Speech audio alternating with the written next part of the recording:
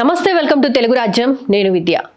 Elon Musk కి చెందిన Starlink సంస్థకు భారత ప్రభుత్వం శాటిలైట్ ఇంటర్నెట్ సేవల లైసెన్స్ ను మంజూరు చేయడం టెలికాం రంగంలోకి పెద్ద పరిణామంగా మారింది.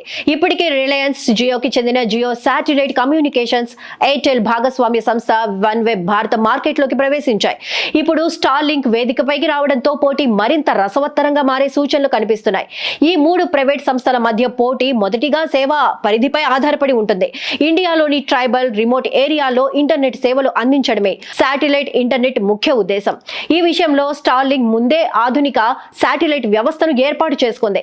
ఇప్పటికే ప్రపంచవ్యాప్తంగా 60 దేశాల్లో సేవలు అందిస్తున్న స్టార్లింక్ అనుభవాన్ని ఉపయోగించుకుంటే భారతదేశంలోని అనుసంధాన లోపాలను త్వరగా తగ్గించుకోగలదు. ఇకపోతే ధరల విషయంలో పోటీ గట్టిగానే ఉండేలా ఉంది. మస్క్ సంస్థ గ్లోబల్ గా అధిక ధరలకు సేవలు అందిస్తున్న విషయం తెలిసిందే. భారత మార్కెట్ కు తగ్గట్లు ప్రిస్నింగ్ ను తగ్గించాల్సిన అవసరం ఉంటుంది.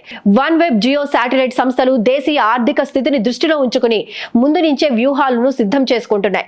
అందువల్ల స్టార్లింక్ కి తక్కువ ధరలో సేవలు అందించడమే మొదటి సవాల్ అవుతుంది.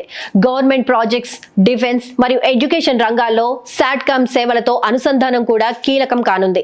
ఈ అవకాశాలను పట్టించుకునే స్థాయిలో తక్కువ మంది ఉన్నారు. మస్క్ కంపెనీకి గ్లోబల్ బ్రాండ్ విలువ ఉన్నప్పటికీ ప్రభుత్వ అనుమతులు, వాడుకదారుల ఆదరణ సాధించడం తేలిక కాదు. అంతేకాకుండా స్పెక్ట్రమ్ కేటాయింపులు, భద్రతా పరిణామాల అంశాలు కూడా కీలకం.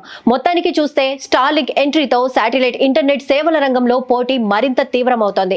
దీని లాభం వినియోగదారులకు గరిష్ట సేవల నాణ్యత, తక్కువ ధరల రూపంలో రావచ్చు. కానీ మార్కెట్లో నిలదొక్కుకోవాలంటే మస్క్ కు ఇంకా ఎన్నో వ్యూహాత్మక నిర్ణయాలు తీసుకోవాల్సి ఉంటుంది.